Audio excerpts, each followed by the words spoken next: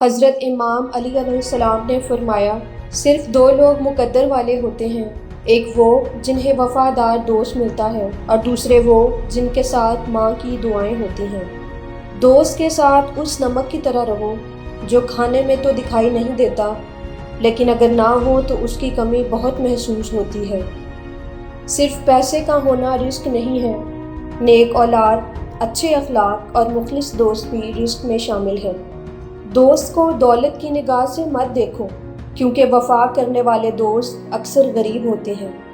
دوست کی غلطی ریت پر لکھو تاکہ پانی اسے مٹا دے، اور دوست کے احساس پتھر پر لکھو تاکہ کوئی اسے مٹا نہ سکے۔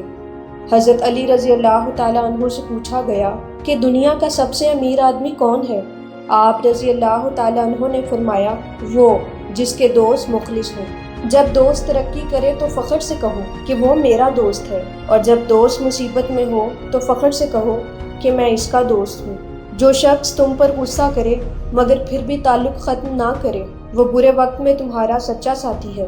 اپنے دوست کے دشمن سے دوستی مت کرو، ایسا کرنے سے تم اپنے دوست کے دشمن بن جاؤ گے۔